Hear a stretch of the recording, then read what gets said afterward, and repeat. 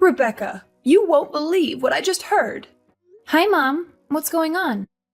You know that old hag, Mrs. Peterson, who lives down the street? She just opened her own restaurant. Can you imagine?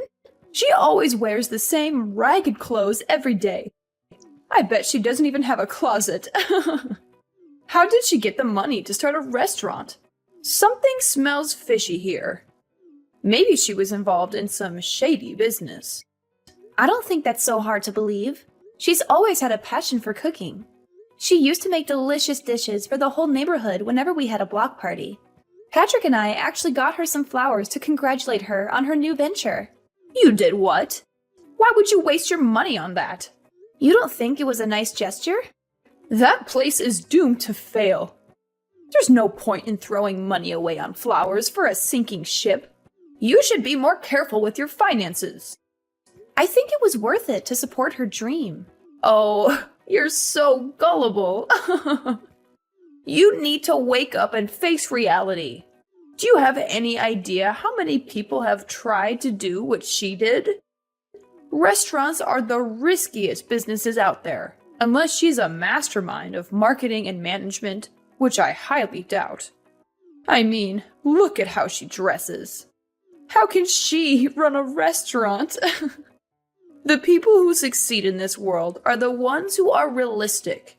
Her dream means nothing. I'm sorry, but I disagree with you. Of course you do. You've always been so stubborn and childish. You still live in a fantasy world. You think everything is sunshine and rainbows. Why do you say that? Because it's true. Patrick told me you still have this silly idea of becoming a baker someday. Is that why you're still working at that dusty old bakery? Yes, it's been my dream since I was little. Oh, there we go again. You and your dreams. So you probably told yourself, when I grow up, I'm going to be a famous baker and make the world a better place with my bread, right? Seriously, what world are you living in? You're an adult now. Grow up. It's humiliating. Why is it humiliating to have a goal in life? Because you live in the real world. People who chase their dreams are fools. You should learn from Patrick. He wanted to be an astronaut when he was young. But he smartened up and realized that was impossible. So now he works at a bank like a sensible adult. Get out of this fairy tale you're trapped in. The world doesn't need more dreamers who are clueless about reality. I'm so proud of my son for making the right choice and getting a real job. I boast about him to all my friends. Yeah, Patrick is a real hard worker. You have every reason to be proud of him. He's a wonderful husband, and I know he makes you happy. But we're talking about different things here. No, we're not. Your ignorance is a serious problem. Here's some harsh truth for you. You're an embarrassment to this family. What? I really tried to get Patrick to marry someone better. Like that lovely girl Taylor, who lives nearby. She works at the bank with him, you know. Yeah, I know her. We've invited her over for dinner before. She's beautiful and smart. She's the perfect woman for my son to call his wife. You agreed to our marriage, didn't you? You've never mentioned anything like this to either of us before. I had no choice. Patrick made me promise not to say anything about it to you. You two reconnected at your class reunion, right? I thought for sure your relationship would die out in a few months. So you gave us your blessing because you thought it was going to end soon? Of course I did. Do you even know how high the divorce rates are in this country? I figured I'd let Patrick have his fun with his little old flame. I assumed he'd get tired of you soon and dump you. I can't believe this. Do you realize how awful what you're saying is? I'm just being honest. I'm telling you for your own good. You better find someone else before your marriage falls apart. I mean, you're too busy making bread or whatever, so I doubt you'll ever find someone as amazing as Patrick. Sorry, I'm going to have to end this call now. I have to go to work. Sure. Have fun working at that musty old bakery. Watch out for the flour. It might get in your eyes. Rebecca, are you okay? Madeline just texted me and said you had a horrible accident. Sorry, Patrick. You're still at work, right? I feel awful for bothering you with this while you're busy. Don't worry about me. I'm packing up right now. How are you doing? I'm fine. Nothing major, but But what? What happened? I have a huge slash on my face. You do? That sounds awful. Yeah, it took 15 stitches to close it. The doctor said it might not heal completely. I'm going to look like a pirate when it heals. I'm glad you're still able to joke about it, but you're not in any trouble, right? You don't have any broken bones or anything? No, I'll be okay. The doctor said I was fortunate. Okay. I was so worried when I got the message. I'll probably get to the hospital in about 2 hours. I hope I can make it before the visiting hours are over. Thank you. I really want to hug you. Oh, and my mom's coming with me. She said she wants to see how you're doing too and visit you. Really? She said that? Yeah, she said she's concerned about you and she wants to make sure you're all right. I'm going to pick her up on the way from my place. Oh, okay. Is there anything you need me to bring you? Some snacks or drinks or anything? No, I'm fine. The hospital food is not very good, but it's bearable. Try and get some rest if you can. You need to heal and recover. I'll be there soon. Hey, Mom. Thanks for coming to visit me today. Is everything okay, though? You left pretty quickly. Could you blame me? Your face is totally mangled. What? Sorry I left so soon. I thought I was going to pee my pants from laughing so hard. Are you serious? You look like a total freak. I'm going to call you Frankenstein from now on. The only redeeming quality about you was your face, but that's obviously no longer true. How awful. What's your problem? How could you say that? I don't feel ashamed at all about what happened to me or how I look. Sure, tell yourself. Whatever helps you sleep at night. I bet you're still in shock. You haven't fully accepted that it looks like you're wearing a Halloween mask. You don't need to insult me. I know you hate me.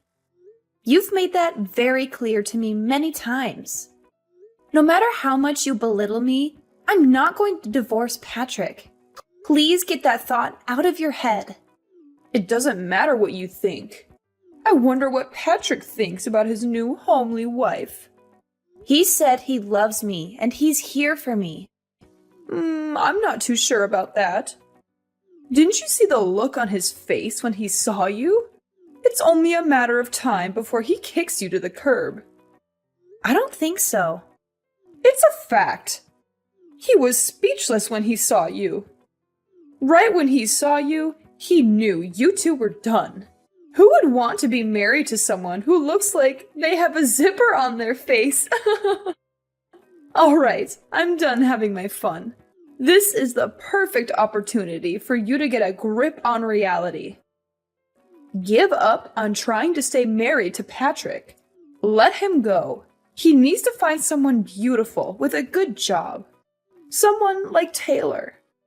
Absolutely not. I'm not agreeing to a divorce, no matter what you say. You're feisty, aren't you? I get it. You're hanging on for dear life because you know no one else is going to want you. I don't care about that, though. I want you gone by the end of the month. If not for anything else, I just really don't want to see that disfigured face of yours. Shut your wretched mouth, you pathetic excuse for a human being. Excuse me? You're a complete and utter disgrace. Is that how you treat Rebecca when I'm not around? Patrick? Yeah, it's me.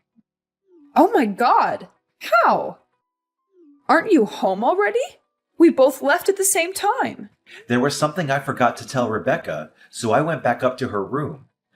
I found her crying her eyes out. When I asked her what happened, she showed me her phone. She just went through a tragic accident, and that's how you speak to her?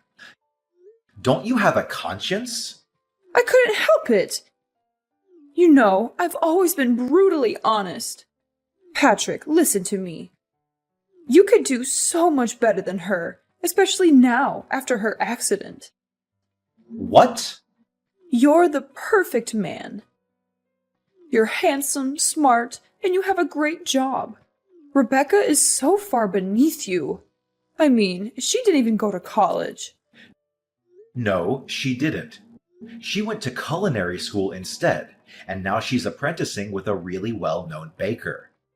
What's the problem? You can get any woman on the planet. Why would you stick with her? Taylor, for example. Taylor? I've always said you two would make a great couple. She seems like she'd be a much better wife than Rebecca. Wow, you were serious about that? Of course I was. Taylor's perfect for you. She's beautiful and she has a great career. She works at a bank like I do. It's not that special. Yes, it is. You've got to be really intelligent to work at a bank. You of all people should know that. I actually just had a great idea. Oh, great. What is it? I'm going to open up a nail salon. What? You're going to open a nail salon? It's an awesome idea, right? You have none of the qualifications to open, let alone run a nail salon. There's no way you can open if you don't have the right licenses or certifications. I'll do all of that. But do you have any idea how much the startup costs are? It's in the hundreds of thousands. So I was thinking I could take out a loan from the bank you and your future new wife work at. Is that right? You have absolutely no experience running a business or working at a nail salon. There's no way any bank would give you a loan.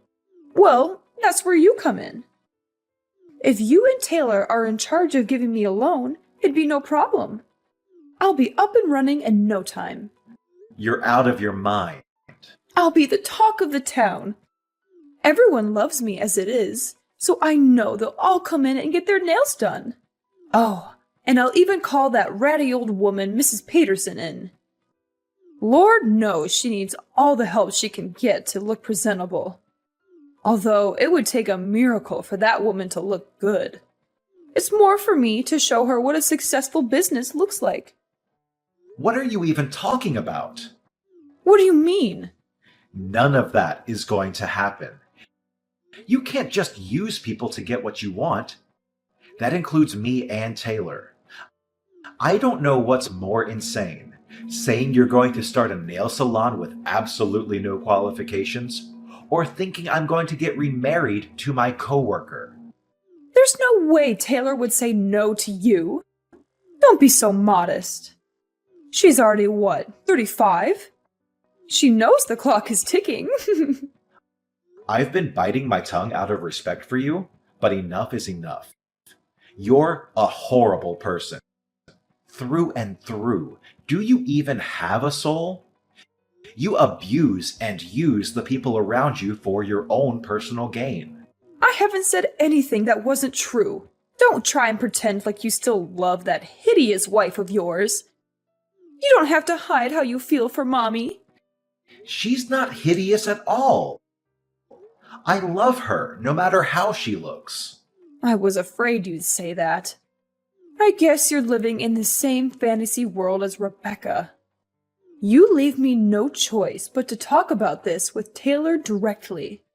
Her mother and I are pretty close, you know.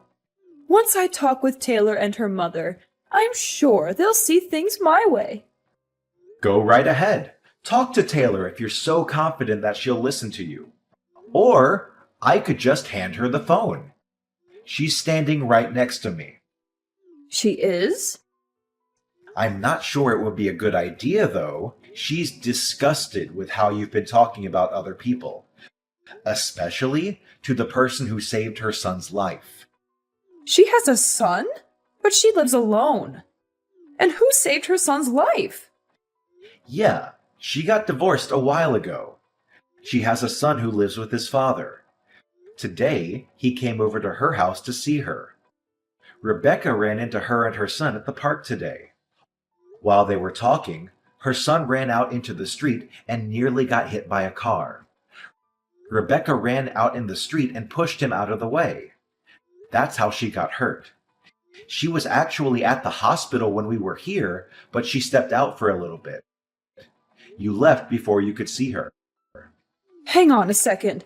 Does that mean... Yeah, she's right. Everything you said. She saw everything you said about how her clock is ticking and your insane plan for us to get married. She said, I have no plans of getting remarried, let alone to steal someone else's husband. I would never do something so horrible. No, this is just a big misunderstanding. I didn't mean it that way. You're a little late to take back what you said. You said it yourself, right? You're brutally honest. Do whatever you want with your salon. I don't want any part of it. But I'll need your help. You know, I was just joking, right? If you are Taylor, don't help me. How am I going to make my dream come true? I've already told all my friends I'm going to open next year. You haven't started doing anything, but you're already telling people when you're opening? Your dream is pretty stupid if you ask me. Do whatever you have to make it true. Don't rely on other people to make it come true for you. Like I said, I want nothing to do with this. But Patrick, I know. Just give the phone back to Rebecca. I need to speak with her. It's Rebecca. Rebecca, please. You've got to help me convince Patrick to change his mind. Change his mind about what? Oh, yeah, that's right. You mean change his mind about divorcing me so he can marry Taylor and they can both give you a sketchy loan so that you can open a nail salon? Did I get that right? Yes, please. He's not listening to me. You have a dream too, don't you? You should know more than anyone how important it is to make your dreams come true. If you really believe that, you'll help me get Patrick to give me the money I need. That's right. I do have a dream. A dream that you called stupid and a waste of time. I very clearly remember you saying people who chase their dreams are idiots. So what does that make you? I was just, You're the biggest hypocrite I've ever met. You insult me and call me stupid for having a dream. Then you whine and complain when you can't manipulate people to make yours work. Not to mention, you only want this salon for the popularity and to rub it in Mrs. Peterson's face. You have no idea what you're talking about. Sure, you may think my face is hideous, but you're hideous on the inside, and that's much worse.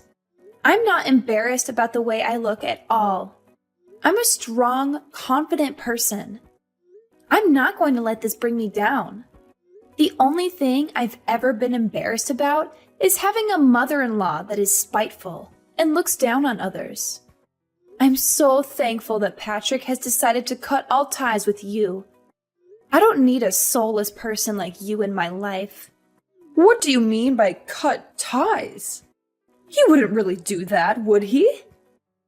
Why don't we all take a deep breath and talk about this once we've calmed down? It's late. I'm sure you're exhausted from your horrific accident. Let's wait a few days, and then we can all sit down and talk it out like a family. I'll tell you all about my plans for my salon. Hang on a sec. Didn't you say you hated people who go on and on about their dreams? I couldn't care less about your empty dream. Maybe you should get a grip with reality. You're not a child anymore, and you haven't been for a very long time.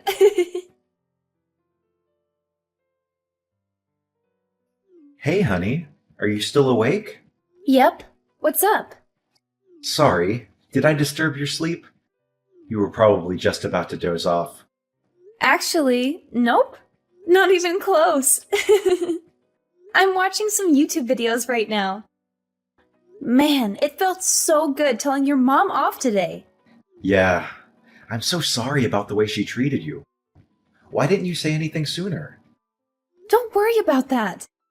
It's not your fault. You had enough on your plate already, so I just sucked it up. But I should be the one saying sorry to you. I was too reckless, and now I have this huge scar on my face because of it. I'll wear a mask when we go out so people don't have to see your monster wife. You're not a monster. You're a hero. You saved a kid's life. If anything, I'm more impressed by you than ever before. Aw, well, thank you. I love you too. I wish I could have given my mom a piece of my mind face to face. I just drove to her house to yell at her, but ended up just sitting in my car and then turning back. Why? What happened? Promise you won't laugh at me? I pulled up to her house and sat for a bit to think about exactly what I was going to say to her. But all I could think about was you. You worked so hard to pursue your dream. You put your life on the line for a stranger. And you're such a loving wife.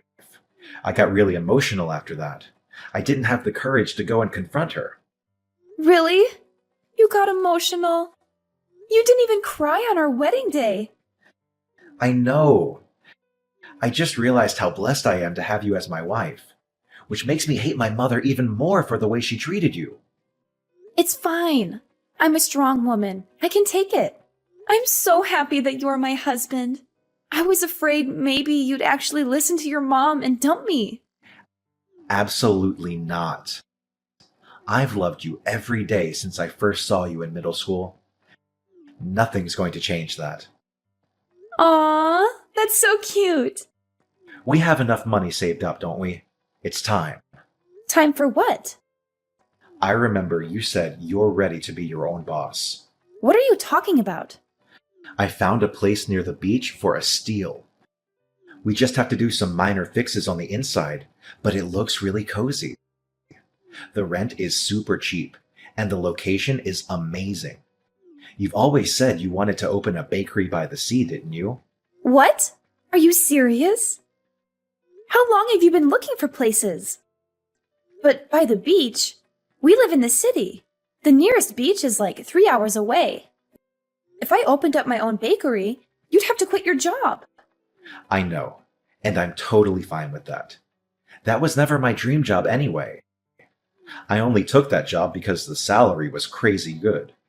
I wanted to make money fast and get out of there. What matters more is making your dream come true. Are you sure?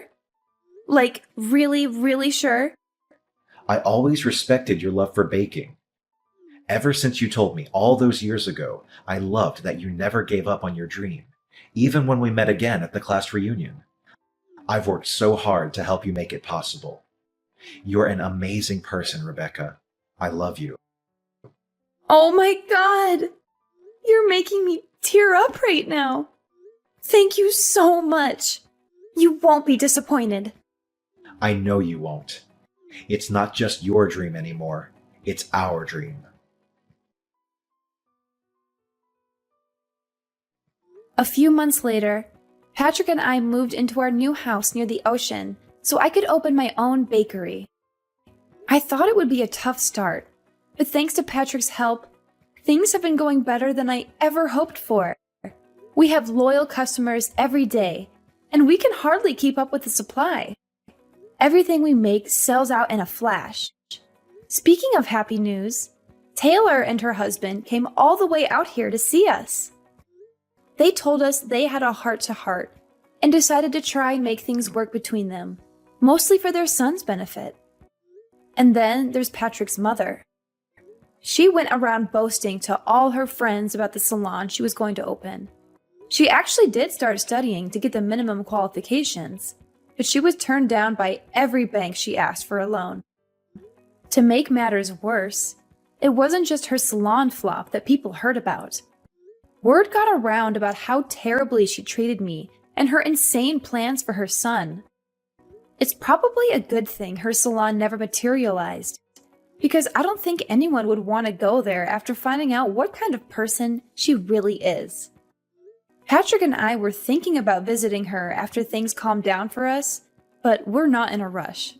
The cut on my face healed pretty well, but it left a visible scar. I sometimes notice people looking at it.